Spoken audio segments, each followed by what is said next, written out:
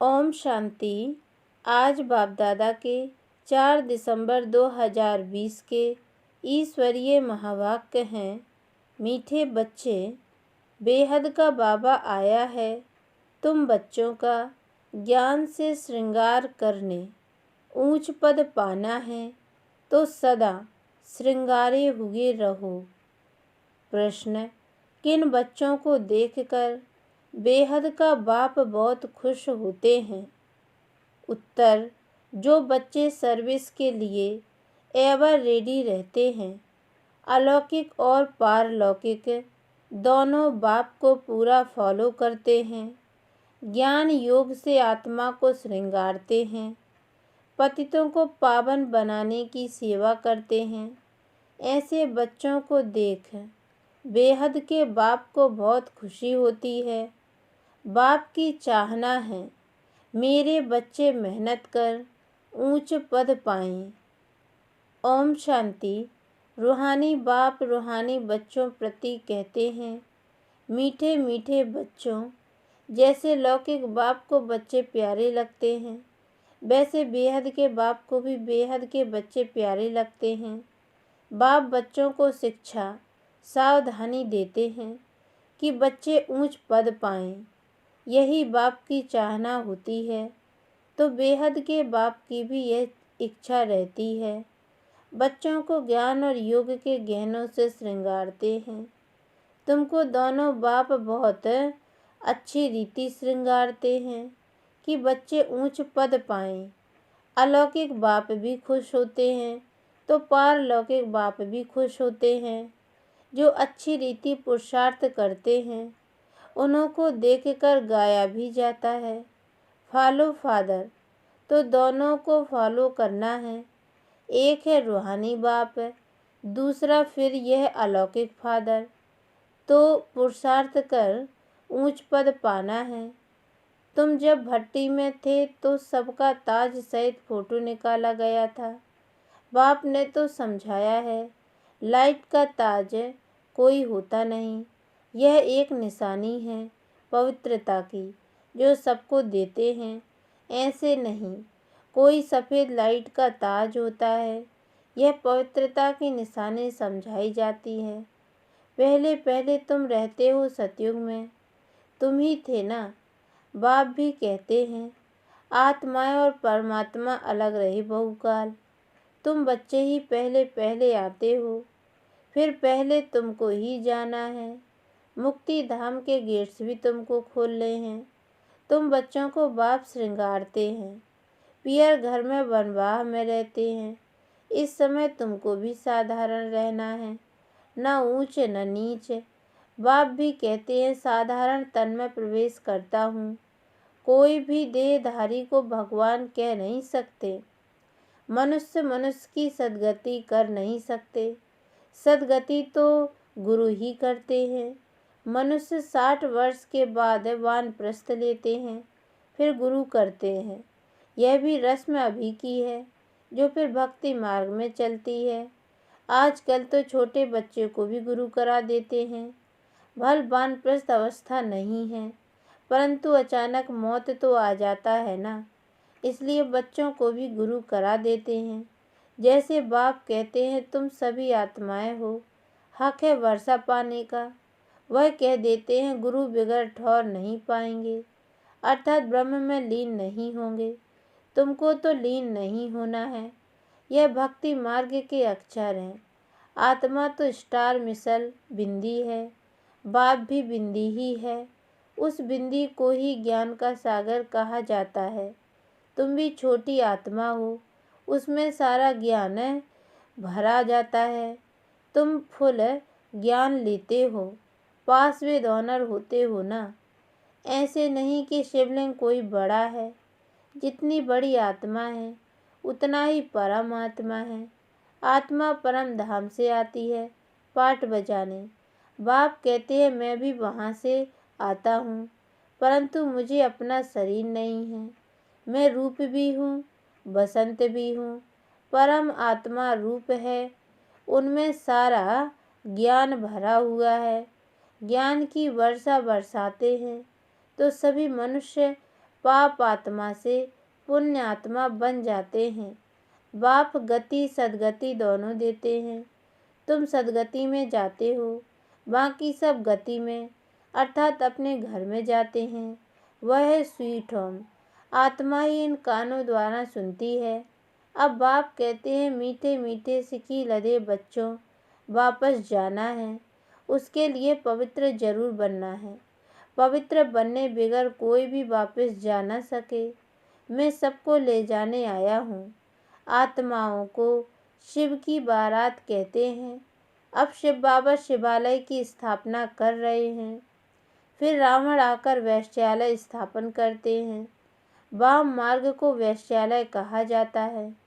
बाबा के पास बहुत बच्चे हैं जो शादी करके भी पवित्र रहते हैं। सन्यासी तो कहते हैं यह हो नहीं सकता जो दोनों इकट्ठे रह सके। यहाँ समझाया जाता है, इसमें आमदनी बहुत है। पवित्र रहने से 21 जन्मों की राजधानी मिलती है, तो एक जन्म पवित्र रहना कोई बड़ी बात थोड़ी ही है। बाप कहते हैं, तुम काम चिता पर बैठ बिल्कुल ही काले बन गए हो। कृष्ण के लिए भी कहते हैं, गोरा और सांवरा, श्याम सुंदर। यह समझानी इस समय की है। काम चिता पर बैठने से सांवरे बन गए हैं, फिर उनको गांव का छोरा भी कहा जाता है। बरोबर था ना, कृष्ण तो हो न सके। इनके ही बहुत जन्मों के अंत में बाप प्रवेश कर गोरा बनाते हैं। अभी तुमको एक बाप को ही याद करना है। बाबा आप कितने मीठे हैं, कितना मीठा वर्षा आप देते हैं। हमको मनुष्य से देवता मंदिर लायक बनाते हैं। ऐसे ऐसे अपने से बातें करनी हैं, मुख से कुछ बोलना नहीं है। भक्ति मार्ग में आप मासूक को कितना याद करते आए हो। अभी आप आकर मिले हो। बाबा आप तो सबसे मीठे हो, आपको हम क्यों नहीं याद करेंगे। आपको प्रेम का, शांति का सागर कहा जाता है। आप ही वर्षा देते हो, बाकी प्रेरणा से कुछ भी मिलता नहीं है। बाप तो सम्मुख आकर तुम बच्चों को पढ़ाते हैं। यह पाठशाला है ना। बाप कहते हैं, मैं तुमको राजाओं का राजा बनाता हूँ। यह राजयोग है। अभी तो मूल वतन, सूक्ष्म वतन, स्थूल वतन को जान गए हो। इतनी छोटी आत्मा कैसे पाठ बजाती है भी बना बनाया। इनको कहा जाता है अनादि अविनाशी वर्ल्ड ड्रामा। ड्रामा फिरता रहता है, इसमें संशय की कोई बात नहीं। बाप सृष्टि के आदि मध्य अंत का राज समझाते हैं। तुम सुदर्शन चक्रधारी हो। तुम्हारी बुद्धि में सारा चक्र फिरता रहता है, तो उससे तुम्हारे पाप कट जाते हैं। बाकी कृष्ण ने कोई सुदर्शन चक्र चलाकर हिंसा नहीं की। वहाँ तो न लड़ाई की हिंसा होती है, न काम कटारी चलती है। डबल अहिंसक होते हैं। इस समय तुम्हारी 5 विकारों से युद्ध चलती है, बाकी और कोई युद्ध की बात नहीं। अब बाप है ऊंचते ऊंचे, फिर ऊंचते ऊंच यह वर्षा लक्ष्मी नारायण। इन जैसा ऊंच बनना है। जितना तुम पुरुषार्थ करेंगे उतना ऊंच पद पाएंगे। कल्प कल्प वही तुम्हारी पढ़ाई रहेगी। अभी अच्छा पुरुषार्थ किया तो कल्प कल्प करते रहेंगे। जिस्मानी पढ़ाई से इतना पद नहीं मिल सकता जितना रूहानी पढ़ाई से मिलता है। ऊंचते ऊंच ये लक्ष्मी नारायण बनते हैं। यह भी हैं तो मनुष्य, परंतु दैवी गुण धारण करते हैं, इसलिए देवता कहा जाता है। बाकी 8-10 भुजाओं वाले कोई है नहीं। भक्ति में दीदार होता है तो बहुत रोते हैं, दुख में आकर बहुत आंसू बहाते हैं। यहाँ तो बाप कहते हैं, आंसू आया तो फैल, अम्मा मरे तो हलवा खाओ। आजकल तो बॉम्बे में भी कोई बीमार पड़ते व मरते हैं तो बीके को बुलाते हैं कि आकर शांति दो। तुम समझाते हो, आत्मा ने एक शरीर छोड़ दूसरा लिया, इसमें तुम्हारा क्या जाता। रोने से क्या फ़ायदा। कहते हैं इनको काल खा गया। ऐसी कोई चीज़ है नहीं। यह तो आत्मा आप ही एक शरीर छोड़ जाती है, अपने समय पर शरीर छोड़ भागती है। बाकी काल कोई चीज़ नहीं है। सतयुग में गर्भ महल होता है, सजा की बात ही नहीं। वहाँ तुम्हारे कर्म अकर्म हो जाते हैं। माया ही नहीं जो विकर्म हो, तुम विक्रमाजीत बनते हो। पहले पहले विक्रमाजीत संबंध चलता है, फिर भक्ति मार्ग शुरू होता है, तो राजा विक्रम संवत शुरू होता है। इस समय जो विकर्म किए हैं उन पर जीत पाते हो, नाम रखा जाता है विक्रमाजीत।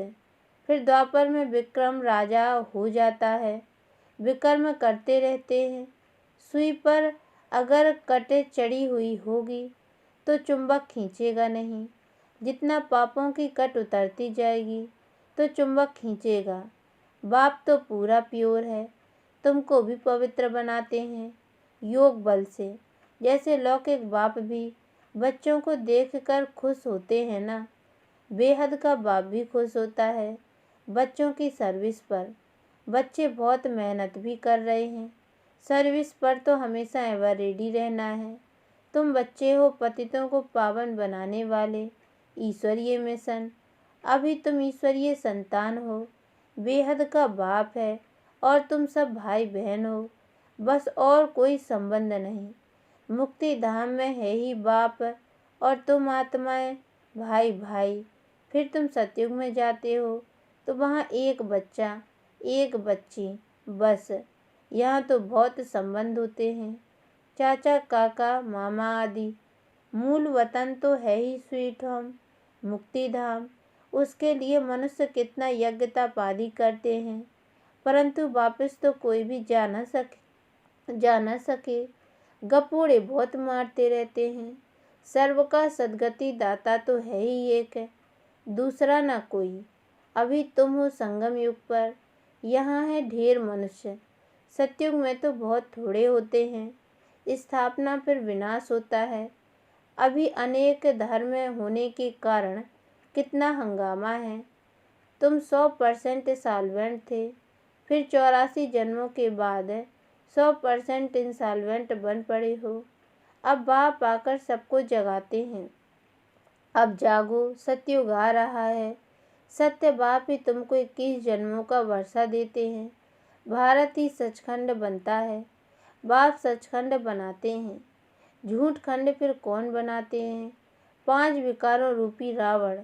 रावण का अर्थ कितना बड़ा बुत बनाते हैं, फिर उसको जलाते हैं, क्योंकि यह है नंबर 1 दुश्मन। मनुष्यों को यह पता नहीं है कि कब से रावण का राज्य हुआ है। बाप समझाते हैं आधा कल्प राम राज्य, आधा कल्प रावण राज्य। बाकी रावण कोई मनुष्य नहीं है जिसको मारना है। इस समय सारी दुनिया पर रावण राज्य है। बाप आकर राम राज्य स्थापन करते हैं, फिर जय जयकार हो जाती है। वहाँ सदैव खुशी रहती है, वह है ही सुखधाम। इनको कहा जाता है पुरुषोत्तम संगम युग। बाप कहते हैं इस पुरुषार्थ से तुम यह बनने वाले हो। तुम्हारे चित्र भी बनाए थे, बहुत आए, फिर सुनंती कथनती भागंती हो गए। बाप आकर तुम बच्चों को बहुत प्यार से समझाते हैं। बाप टीचर प्यार करते हैं, गुरु भी प्यार करते हैं। सतगुरु का निंदक ठहर न पाए। तुम्हारी एम ऑब्जेक्ट सामने खड़ी है।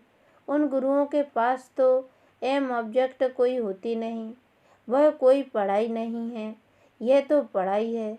इनको कहा जाता है यूनिवर्सिटी कम हॉस्पिटल, जिससे तुम एवर हेल्दी वेल्दी बनते हो।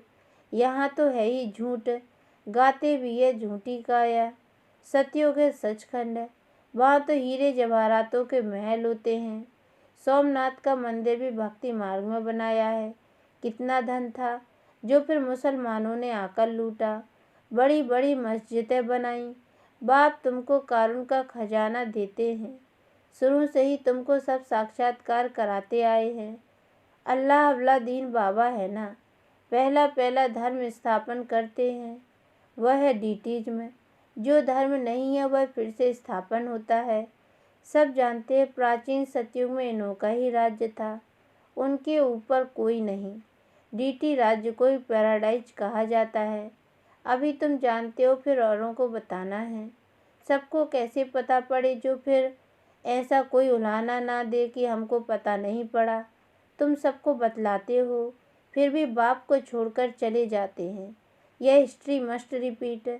बाबा के पास आते हैं तो बाबा पूछते हैं, आगे कभी मिले हो?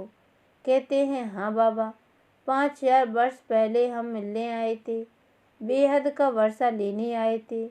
कोई आकर सुनते हैं, कोई को साक्षात्कार होता है ब्रह्मा का, तो वह याद आता है। फिर कहते हैं, हमने तो यही रूप देखा था। बाप भी बच्चों को देख खुश होते हैं।